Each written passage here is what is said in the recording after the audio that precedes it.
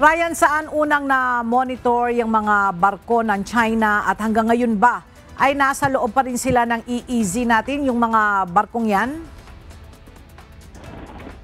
Na-monitor yung mga barko ng China sa layong 69 nautical miles ng Occidental Mindoro. Sa pinakauling ulat ng Philippine Coast Guard ngayong umaga ay wala na yung mga warship na na-monitor nila noong Sabado ng umaga. At ang tanging nandoon na lamang o nasa loob pa rin ng exclusive economic zone ngayon ng Pilipinas ay yung Chinese Coast Guard vessel na nag-escort dito sa dalawang Chinese warship at patuloy naman niyang minomonitor ng BRP Teresa Magbanwa na nasa lugar.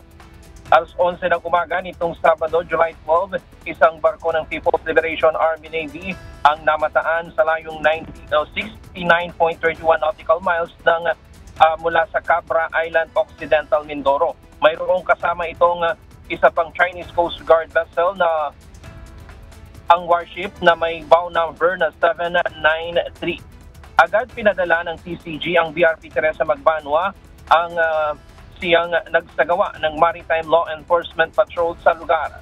Nakipag-ugnayan ito sa pamamagitan ng radio sa PLA Navy Warship 793 upang alamin ang layunin ng kanilang presensya. Ngunit hindi sumasagot ang mga barkong pandigma. Ang tanging tumugon ang escort nitong Chinese Coast Guard na may bow number 4203 na iginiit ang umano'y soberenya ng China sa nasabing karagatan. Kalaunan ay isa pang warship ang lumitaw na may bow number 164. Nagpatuloy ang radio challenge ng PCG pero patuloy ang pananahimik ng mga barko ng Chinese Navy.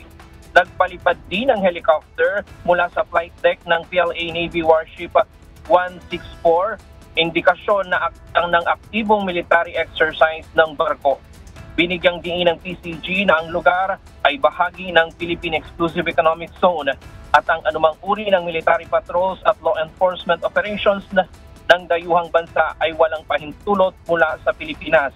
Hinimok ng PCG ang PLA Navy at PCG na kilalanin at igalang ang jurisdiksyon ng Pilipinas sa loob ng Exclusive Economic Zone o EEZ nito.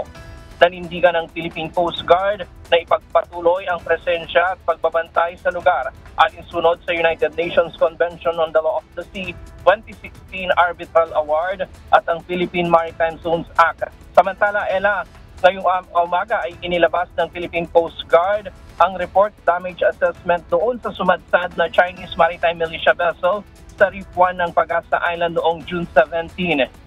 Nasa 11.1 million pesos ang halaga ng damage sa nasabing bahura. Nasa 464 square meter ang total area na nasira noong parachute anchor ng Chinese militia vessel. At sa ngayon ay iniulat na ng PCG sa DFA ang pangyayari at kailangang aniyang maipatanggal na doon sa lugar yung parachute na maaaring makasira doon sa marine life at sa mga coral sa lugar. Diyan muna ang latest mula dito sa Maynila. Balik sa'yo, Ella. Maraming salamat, Ryan Lacanlale.